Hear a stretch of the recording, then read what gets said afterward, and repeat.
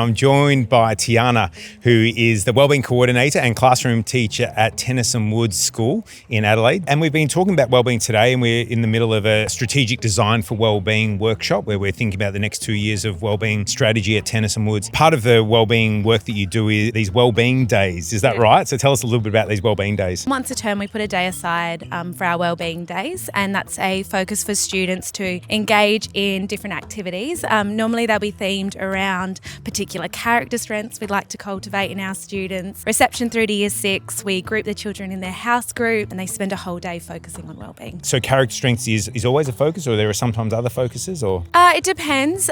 This year we've had a focus on character strengths, but we've changed what character strengths we focus on each term, and we tailor the activities that the children participate in depending on those strengths. And what does a day look like, these Wellbeing Days? For our last one we had this term, we started the day off with community prayer, so the whole community was involved and invited to join us in the church for a short prayer. I worked with a group of Year 5 students and they actually planned the activities for the day.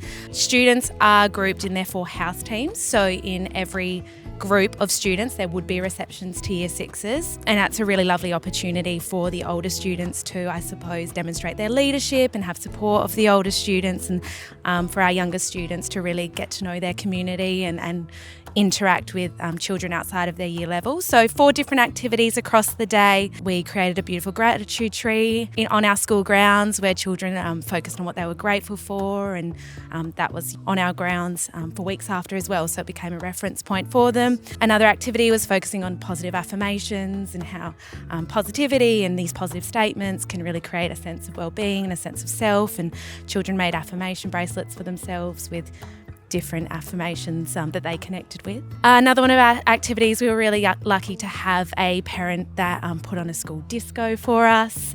So that was the character strength of zest, and the children had a wonderful time engaging in that. The last activity was a being of benefit. Children engaged in activities where they were creating or making something for somebody else, and we connected with a local childcare and an old folks home. So it was a really beautiful day. Love the thought that's gone into it and the different activities and the kids being involved in the design of that as well. What do you think are the medium-term, long-term outcomes of a day like this? Because obviously the day itself is fun and uplifting and engaging. Do you think there are sort of legacy elements? Is there something that sustains beyond the day that you're noticing as well? We just recently got some data from our upper primary students, filling out some surveys about what wellbeing was to them and what it meant to them at our school, and majority, lots of them reflected on wellbeing days being that time for connection, that time to pause and connect with themselves and their community and their peers. So I think that legacy of it is something that we do, it is part of our offering at the school, it's something the students look forward to, and then it gives them a reference point for whatever wellbeing philosophy or